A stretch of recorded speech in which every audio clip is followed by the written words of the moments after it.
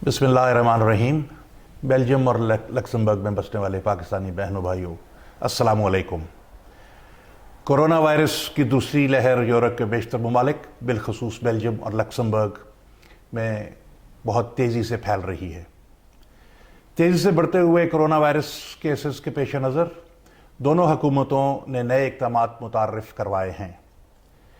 इन इक़दामात पर अमल पैरा होना हमारी सेहत की ज़मानत ही नहीं बल्कि मुआशी और इखलाकी ज़िम्मेदारी भी है। कोरोना वायरस का इलाज दरियाफ्त करने की बैनुल-अक़वामी कोशिशें जारी हैं और जब तक कोई मौसर इलाज दरियाफ्त नहीं हो जाता, परहेज़ और बचना ही जो है वो सबसे बेहतर दवा है। इस ज़िमन में मैं आपसे उम्मीद करता हूँ कि दोनों हुकूमतों ने जो नए इक़दामात किए हैं उन पर आप पूरी तरह अमल पैरा हों।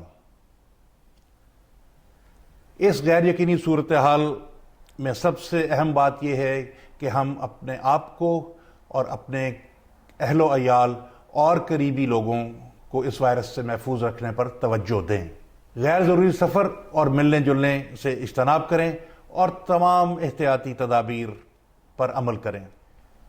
कोरोना वायरस के बायस बदकिस्मती से बेल्जियम में सैकड़ों अमवात हुई हैं, जिसमें कुछ पाकिस्तानी भी शामिल हैं।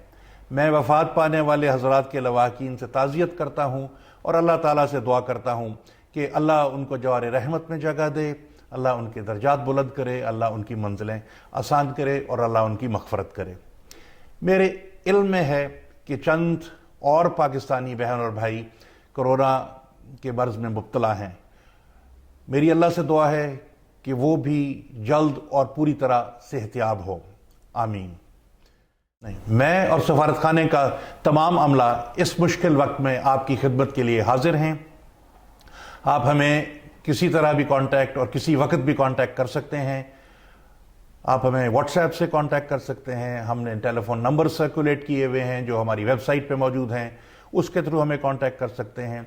हमें आप बिला झिझक कॉल कीजिए और हमें बताइए कि आपको किस किस्म की मदद की ज़रूरत है। हम इंशाअल्लाह पूरी कोशिश करेंगे कि हम आपकी मदद करें और आपकी मुश्किल का इज़ाला कर सकें।